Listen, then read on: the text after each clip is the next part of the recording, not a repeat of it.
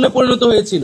আমাদের মানবাধিকার কমিশন থাকা সত্ত্বেও এই যে গত 16 বছর গুম হয়েছে, খুন হয়েছে, বিচার বহির্ভূত হত্যাকাণ্ড হয়েছে, একটা কথা এই কমিশন বলতে পারেনি, কারণ এই কমিশনগুলা সম্পূর্ণভাবে নির্বাহী বিভাগের একজন ব্যক্তির এবং একটা দলের আজ্ঞাবহে পরিণত হয়েছিল। তাহলে এই ব্যবস্থা তো আমরা চাই না।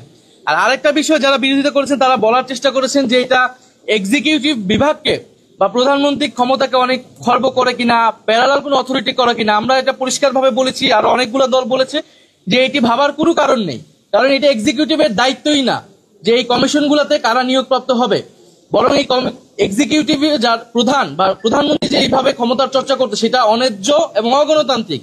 সেই সিস্টেম, সেই সংস্কৃতি থেকে আমাদের সরে আসতে হবে। সেটার জন্যই গণঅভ্যুত্থান, সেটার জন্যই সংস্কার, সেটার জন্য আজকের এত আলোচনা।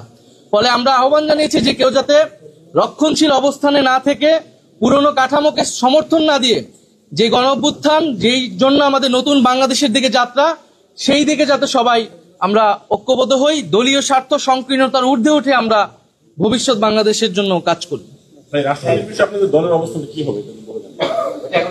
ওইটা এখনো আসে নাই।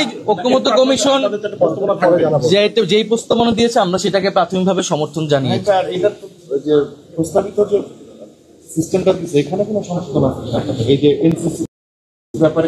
এনসিসির ব্যাপারে আমরা যখন কমিশনের সাথে আলোচনা গিয়েছিলাম, আমরা বলেছিলাম যে সশস্ত্র বাহিনীর যে প্রধান এবং অ্যাটর্নি জেনারেল, এই দুইটা বিষয় এনসিসির আওতায় থাকা উচিত না, এটা সরকারের এখতিয়ারই থাকা উচিত, আগের যে সিস্টেমে ছিল।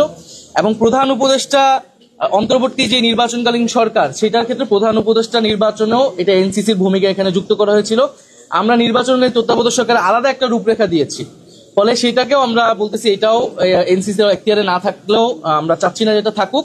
কিন্তু যে গুরুত্বপূর্ণ প্রতিষ্ঠানগুলা, নির্বাচন কমিশন, দুদক সহ অন্যান্য প্রতিষ্ঠান, সেই সব প্রতিষ্ঠানে অবশ্যই এই ধরনের একটা সাংবিধানিক নিরপেক্ষ বডি আসলে থাকতে হবে। ধন্যবাদ।